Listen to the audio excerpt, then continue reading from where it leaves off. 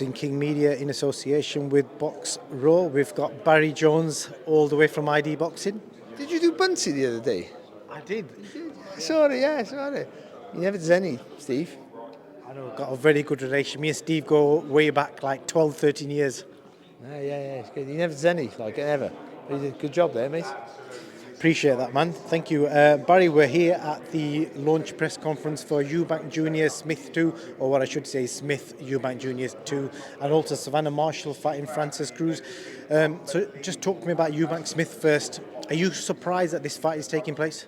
No, I'm not. I think I always thought the pride of EUBANK would want to get the rematch, and I think you probably feel that he could have done better. Got caught early, and it was a great win, obviously, by Liam Smith. But I think he probably feel that he can put a better account of himself this time. So yeah, I'm not surprised. And also, financially, it's probably a good earner for him as well. Do you think it was a case of this was his second option and he wanted the Conor Benn fight? Because we'll obviously find out when the presser starts, but the assumption online is the Conor Benn thing fell through and that's why he's fighting Liam Smith. Oh, well, yeah, of course. No, the Conor Benn thing was going to be money you couldn't turn down, understandably. It was a bit of a strange fight. We got guys from different weights meeting each other, but the whole the father-son scenario from both of them was a thing you'll never get again. I can't see how that will happen again. Two iconic parents and in their sons boxing, a name in their own right now. Let's be fair, they haven't gone out their father's shadows as such, but they still made their own sort of footprint in the boxing world, or certainly in British boxing. Yeah, but Smith was always an option for him. I think he'd always want to get the revenge, or try and get the revenge if he can, which is very arguable, I would have thought. But yeah, I think it's a good fight. It's a good, like the first one was an intriguing fight on paper always, and I always fancied Smith. Not in that fashion. Actually, what happened was the only scenario I never saw happening. I thought EUBANK could have stopped Smith or outworked him, be the heavier guy and work behind the jab. What I did predict was that Smith would make EUBANK work when he didn't want to and outwork him and beat him on points. That's what I thought was going to happen. Because everyone talks about the engine of EUBANK Junior, and he has a tremendous engine, but he throws when he wants to throw. And that's different, that's a different engine. It's when you're forced to throw, that's when your fitness really shows. And I think Smith, being a seasoned campaigner, the way he fights with his hands high, will force you to throw when you don't want to. And that's why I thought the outcome in the first fight was going to be Smith by points. Never in a million years did I see what happened. But the shot he caught him with, and there was a right hand. Everyone talks about the uppercut and then the left hook. But there was a right hand just moments before that, and they dipped the legs of EUBANK, and he didn't go down, he stayed up, but then the uppercut come through the middle, because EUBANK was bouncing back and forth on the ropes, and he came up with his head high, he took that uppercut, and then just for good measure, the left hook that finished him off was a tremendous shot. And then obviously, brave as he is, he got back up and carried on fighting, but he was always going to, with the way Smith can finish a fight, and the mindset he has, and the nastiness that he has in him, he was never going to let EUBANK off the hook. Is there any risk from your past experience of him being sidetracked? Because obviously in his head he probably thought might be in his head less risk and more reward fighting Conor Benn, and now he's in a high risk and high reward fight against Liam Smith. No, it'll help him. I think it'll steal him, because he knows I wouldn't say his. Oh, maybe not. I wouldn't say initially his career's on the line, but where does he go if he gets beat twice by the same man? What if he gets stopped again by the same man? Then it becomes an issue. And we've already been shown that's the first real crack we've seen in the EUBANK's makeup. What EUBANK didn't have, he never inherited his dad's power, but the chin he did. He inherited his dad's chin, but that's been cracked now by a guy who's not noted as a one-punch KO artist. Now Smith can punch his weight, and he punches correctly and cleanly and through the target, but he's not known as a big hitter.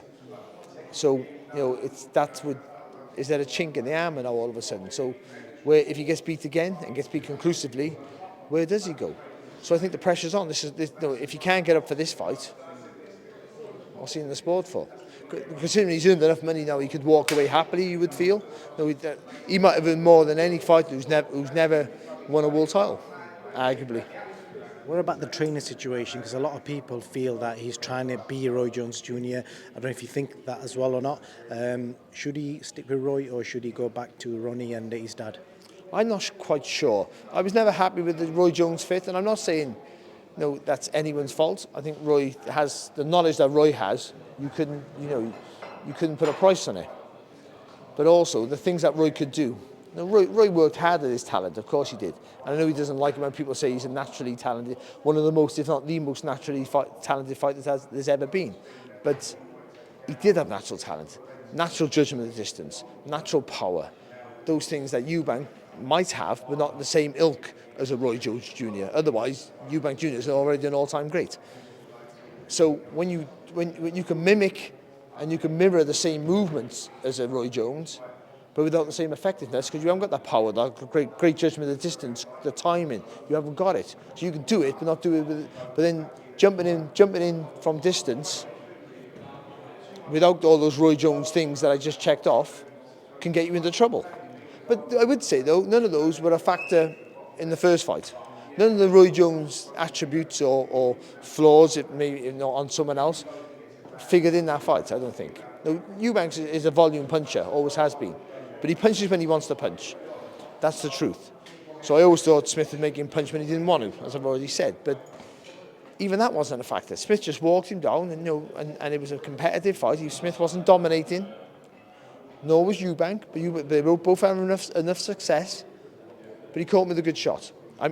One thing, if you want to say EUBANK made a mistake where using the ropes to be evasive, which is a great thing to do, but you have to look at the target, look at your opponent, and he was looking away when he took the first shot, and then from there in, it just spiraled out of control for him. Definitely. So looking forward to it. Either way, it should be a great fight, no matter what happens. The other fight on the undercard, which shapes this up to be a brilliant show all round, we've got Savannah Marshall challenging for the undisputed at a weight heavier than last time. What kind of statement is this from Savannah, where basically she's not having a warm-up fight? Because a lot of fighters like having warm-up fights after losses, and she's going straight up against an undefeated, well, she's not undefeated, but an undisputed champion. She's sort of undefeated because it was a first fight and it was Clarissa Shields, so you can't let it off for that, can you? But I fancy Savannah Marshall, hugely. You've got to be honest. Unless the weight's a factor, I think for Sean, is tough and awkward and but crude. And I was ringside when she unified the title in New York on Amanda Serrano, Katie Taylor bill undercard, and she swings punches from all sort of angles, but she's hittable. She's a hittable target. I think with a good solid jab and good feet, and the power that Marshall has, if she boxes clever, then I think I think it's a fight that she can win quite, not easy, but quite conclusively. I do really fancy her. Do you think the Clarissa fight, in fact, will probably be really good preparation for a fight like this? No, because it's different styles. I don't think Cruz Dazon can fight any different. I think Marshall can adapt. Clarissa Shields can adapt massively. And also, I think she would have learned off the Shields fight, and she had to fight different against Shields, because Shields she had to force the pace, but she got too close to the target. She made a short range fight and gave away all the attributes and played into Shields' hands. This time she's going to have a female, another boxer who's going to come at her, so it'll suit her, I think.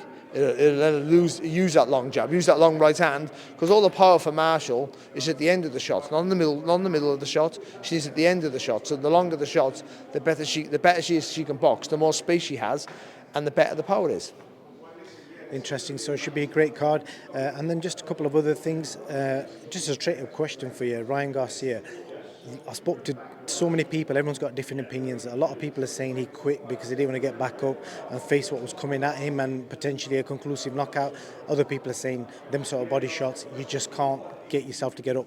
No, body shots finished me pretty much, my last fight more or less, and they are hard, unless you've taken one you can't really understand how horrible they are.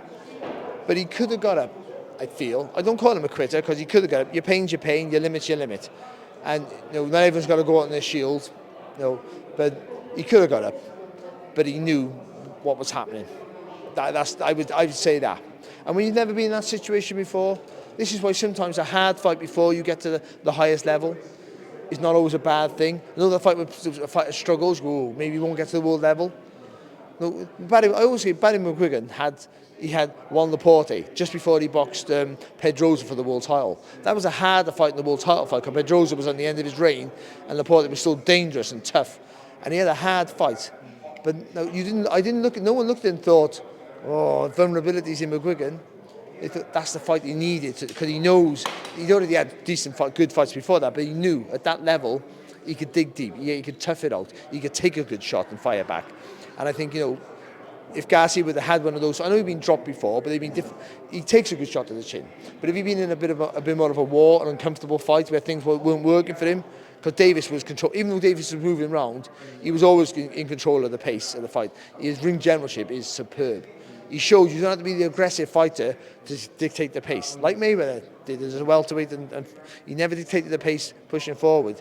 He moved around the ring and dictated the pace. You don't have to be the aggressor all the time.